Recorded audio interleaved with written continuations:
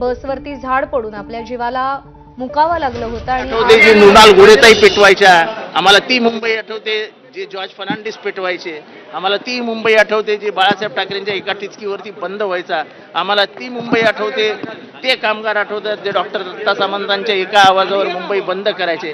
आता मुंबईमधले नागरिक, मुंबईमधली जनता संवेदनाच हरवल्या आहेत. जेव्हा संवेदनाहीन शहरं होतात, जेव्हा संवेदनाहीन मनुष्य होतो, तेव्हा सगळं संपलेलं असतो, सत्तेचा माज वाढायला लागतो. आमदार दिलीप लांडे असं म्हणतायत की या सगळ्या गोष्टी पाठीमागे घातपात आहे का, त्याची सुद्धा चौकशी करायला पाहिजे. ही जबाबदारी झटकण्याचा प्रकार आहे का? ते त्यांनाच घातपात आहे की चौकशी करायला लावलं आणि त्यांना चौकशी समितीचा अध्यक्ष करून टाकला. त्यांचं असं म्हणणं आहे की वेळच मिळाला नाही ना. अरे वा वा वा, very good, very good, very good. म्हणजे पाऊस उशिरा आला, मुंबईकर बोंबाबोंब करतायत आणि ते म्हणतात वेळच मिळाला नाही. अजून पाऊस काय डिसेंबर मध्ये आला हो काय वेळ द्यायला. सर, तुम्ही सभागृहात देखील या मुद्दे मांडले होते. नगरविकासचे अधिकारी देखील सभागृहात उपस्थित राहत नाही, 2-2, 3-3 वेळा. अहो ऐका,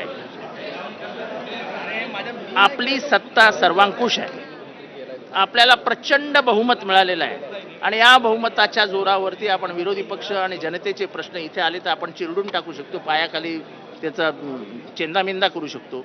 अशा प्रकारची भावना जेव्हा सत्ताधाऱ्यांमध्ये होतो, तेव्हा परवा रात्री जेव्हा आम्ही बसलो होतो तेव्हा एक मंत्री आणि 3 सत्ताधाऱ्यांचे आमदार तिथे उपस्थित होते.